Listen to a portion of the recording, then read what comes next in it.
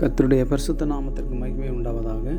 கிறிஸ்துவுக்குள் அன்பான கர்த்தருடைய பிள்ளைகளே, தினசரி பரலோக காலை உணவு என்கிற ஊழியத்தின் சார்பாக இந்த 6வது மாதம் முதல் தேதியாகிய இந்த நாள் காலை வேளையிலே ஆண்டுடைய வாக்குத்தத்தமான வார்த்தையை தியானிக்கிறதிலே மிகுந்த மகிழ்ச்சி அடைகிறேன். கர்த்தருடைய பிள்ளைகளே, இந்த 6வது மாதம் முதல் தேதியாகிய இந்த நாளிலே நமக்கு தந்திருக்கிற வார்த்தை எசேக்கியேல் 37 அதிகாரம் 27வது வசனம். என் வாசஸ்தலம் அவர்களிடத்தில் இருக்கும் என்று கர்த்தர் சொல்லுகிறார். அன்பானவர்களே, கர்த்தருடைய வாசஸ்தலம் நம்மிடத்தில் இருக்கிறது என்று சொல்லும்போது அது சாதாரணமான காரியம் அல்ல. அது எவ்வளவோ மேன்மையான வாக்கியமான ஒரு காரியம் என்பதை நாம் சிந்திக்க வேண்டியது இருக்கிறது. ஏனென்றால் ஒரு பெரிய தலைவன் அல்லாட்ட ஒரு ராஜா நம்மிடத்திலே வந்து வாசம் பண்ணுகிறார் என்று சொல்லும்போது அதை மக்கள் எவ்வளவோ மேன்மையாக நினைப்பார்கள். அதைவிட அண்ட சராசரங்களை படைத்த தேவாதி தேவன் உன்னோடு கூட வாசமாயிருப்பதற்கு, உன்னிலே வாசமாயிருப்பதற்கு, உன்னை ஒரு வாசஸ்தலமாய் கொண்டு அவரிடத்திலே தங்குவதற்கு நாம் பெற்றிருக்கிற ஒரு பாக்கியம் எவ்வளவு மேன்மையானது. என் வாசஸ்தலம் அவர்களிடத்தில் இருக்கும் என்று கர்த்தர் சொன்னால் அது அந்த பாக்கியத்திற்கு இந்த உலகத்தில் வேறு எந்த ஒரு நிலையும் இல்லவே இல்லை. எல்லாவற்றை பார்க்கலும் அது மேன்மையானதாக இருக்கிறது. பிரைஸ் தி லார்ட், ஹல்லேலூயா. ஏனென்றால் வெளிப்படுத்தல் 21:3 சொல்லுகிறது, பரலோகத்திலிருந்து உண்டான ஒரு பெரும் சத்தத்தை கேட்டேன், அது மனுஷரிடத்தில் தேவனுடைய வாசஸ்தலம் இருக்கிறது, மனுஷர்களாகிய நம்மிடத்தில் தான் ஆண்டவரிடத்தில் அவருடைய வாசஸ்தலம் இருக்கிறது என்று மேன்மையாய் சொல்லப்பட்டிருக்கிறது. அன்பானவர்களே, அப்படி என்றால் அது வேறு எங்கே அல்ல, உனக்குள்ளே தான், எனக்குள்ளே தான் அந்த வாசஸ்தலம் இருக்கிறது என்று கர்த்தர் விரும்புகிறார். அதான் சங்கீதத்தில் சொல்லப்பட்டிருக்கிறது 68:18, மனுஷருக்குள் வாசமாயிருக்கும் பொருட்டு துரோகிகளாகிய மனுஷர்களுக்காக அவர் வரங்களை பெற்றுக்கொண்டார் என்று சொல்லப்பட்டிருக்கிறது. வரங்களை பெற்றுக்கொண்டீர் எதற்காக என்றால், நாம் மனுஷர்கள் என்று சொல்லும்போது அவன் துரோகிகள், உதவாதவர்கள், அப்படிப்பட்டவரிடத்திலே அவர் வாசமாக இருப்பதற்காக தேவனிடத்தில் வரத்தை பெற்றிருக்கிறாராம். அல்லேலூயா. அப்படிப்பட்ட அந்த தேவன் தான் சொல்கிறாரு, என் வாசஸ்தலம் அவர்களிடத்தில் இருக்கும் என்று சொல்லுகிறார். தேவ பிள்ளைகளே, யார் யாரிடத்திலே ஆண்டுடைய வாசஸ்தலம் படி இருக்கிறதோ அவர்கள் எல்லாரும் ஆசீர்வதிக்கப்பட்டவர் என்பதற்கு எவ்விதமான சந்தேகமே இல்லை. அன்பான கர்த்தருடைய பிள்ளைகளே, என்ற சங்கீதம் 132:13-14 சொல்லும்போது, கர்த்தர் சீயோனை தெரிந்து கொண்டு அது தமக்கு வாசஸ்தலமாக இருக்கும்படி விரும்பினார். இது என்றென்றைக்கு நான் தங்கும் இடம், இதை நான் விரும்பினபடியினால் இங்கு வாசம் பண்ணுவேன். ஹல்லேலூயா, பிரைஸ் தி லார்ட். இது என்றென்றைக்கு நான் தங்கும் இடம், இதை நான் விரும்பினபடி நான் இங்கு வாசம் பண்ணுவேன் சொல்கிறார். கர்த்தருடைய பிள்ளைகளை பாருங்கள், அவருடைய வாசஸ்தலமாக நாம் அமைகிறது எவ்வளவு ஒரு பாக்கியம், எவ்வளவு ஒரு சந்தோஷம். எந்த பாக்கியத்தை ஒரு மனிதன் பெற்றிருப்பான் என்றால் அவனுக்கு இந்த உலகத்தில் இதை விட வேறு ஒரு பாக்கிய சந்தோஷம், ஒரு உயர்வு, மேன்மையும் வேறு எதிலேயுமே இல்லை என்பதை குறித்து நாம் அறிந்து கொள்ள வேண்டியதாக இருக்கிறது. பாருங்கள், அப்படி இருக்கும்போது அந்த ஜனங்களை குறித்து சொல்லும்போது தான், அப்படி தேவன் வாசமாக இருப்பது தெரிந்து கொண்ட அந்த மக்களை குறித்து சொல்லும்போது அவர்கள் என் ஜனங்களாக இருப்பார்கள் என்று அவர்களை குறித்து கர்த்தர் சொல்லுகிறார். ஹல்லேலூயா. அப்படிப்பட்ட மக்களை அவருடைய ஜனம் என்று அவர் சொல்லுகிறார். அவர் எசேக்கியேல் 37:26 சொல்லும்போது, அந்த ஜனங்களோடு என் சமாதானத்தின் உடன்படிக்கை செய்வேன் என்று கர்த்தர் சொல்கிறார். ஹல்லேலூயா. அந்த மக்களோடு கூட ஒரு உடன்படிக்கையை கர்த்தர் வைத்திருக்கிறார். அந்த ஜனத்திற்கும் தேவனுக்கும் ஒரு நல்ல சமாதான உடன்படிக்கையை கர்த்தர் கொடுக்கிறார் என்றால், ஒரு வாசஸ்தலமாக கர்த்தரை அவர்களை தெரிந்து கொண்டதினாலே மாத்திரம்தானே தவிர மற்றபடி அல்ல. ஆனதினாலே தான் என் வாசஸ்தலம் அவர்களிடத்தில் இருக்கும்.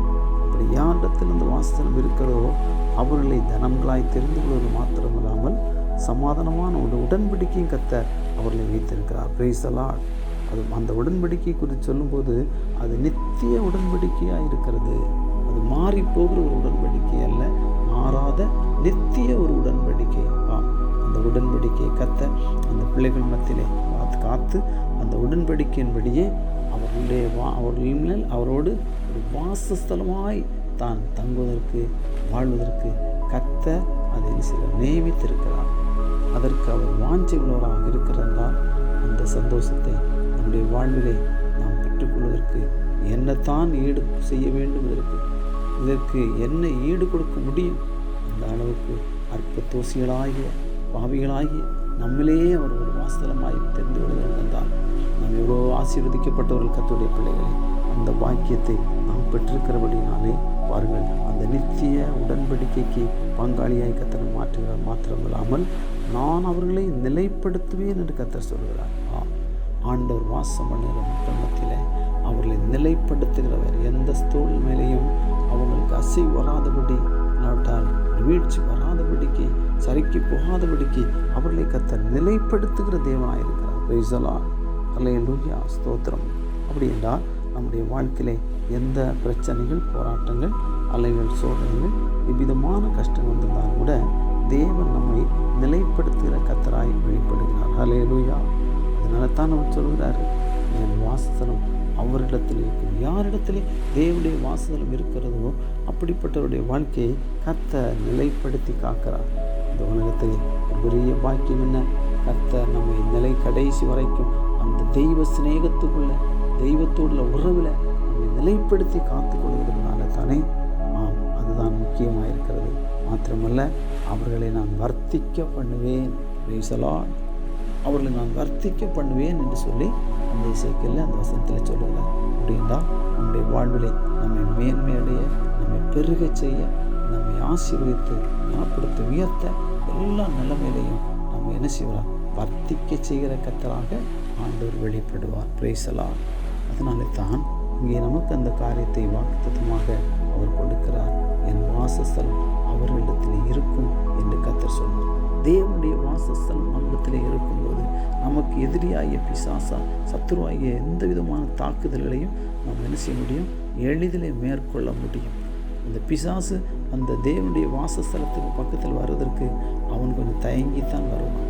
இல்லாவிட்டால் அவன் எப்பொழுதும் திடீர்னு சொல்லி நம்ம தாக்குதல் கொடுப்பான்.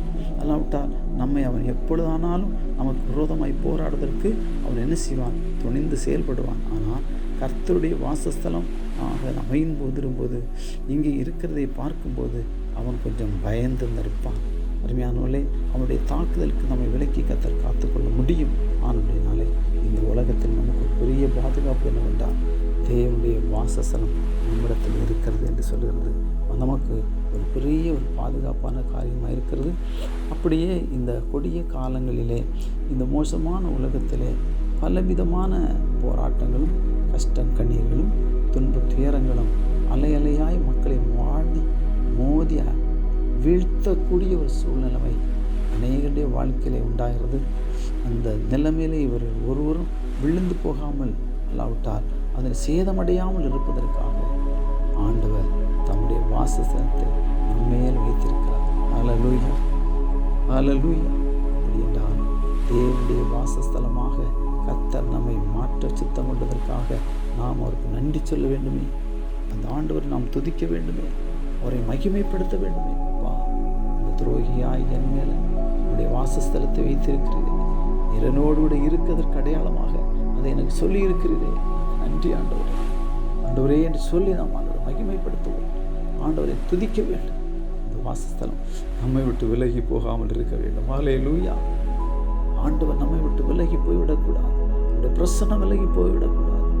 கடைசி வரைக்கும் நம்மோடு இருக்குதுன்னா நம்முடைய வாழ்விலே நாம் சாதனையாளர்களாய் மாற முடியும். Price the Lord. அதனாலே தான் ஆண்டவர் சொல்லியிருக்கிறார், என் வாசஸ்தலம் அவரிடத்தில் இருக்கும் என்று உறுதியாய் சொல்ல முடியும். இந்த மாதம் முழுவதுமாக தேவனுடைய வாசஸ்தலமாக அவர் நம்மோடு கூட இருந்து அதை நமக்கு தந்து நம்மளே இருந்து அவர் செயல்படத்தக்கதான கிரியை கர்த்தர் நம்மத்தில் நடப்பித்து நம்மை தாங்கி நடத்துவாராக என்று சொல்லி அவனுடைய சமத்தில் ஒப்புக் கொடுக்கிறேன். கர்த்தர் தாமே இந்த வார்த்தைகளை ஆசீர்வதிப்பாராக. ஆமேன், ஆமேன். ஜெபம் பண்ணுவோம். பரலோக பிதாவே, இந்த 6வது மாதம் முதல் தேதியாகி இந்த நாள் கால வேளையிலே நீர் தந்த நல்ல வாக்குத்தத்திற்காக நன்றி செலுத்துகிறோம். என் வாசஸ்தலம் அவரிடத்தில் இருக்கும் என்று சொன்னபடியே ஆண்டவரே, இந்த பொல்லாத உலகத்திலே உம்முடைய வாசஸ்தலம் எங்களிடத்தில் இருக்கத்தக்கதாகவும் நீர் எங்களிலே வாசம் இருக்கத்தக்கதாகவும் அப்படி இருக்க போவதற்காக நன்றி செலுத்துகிறோம்.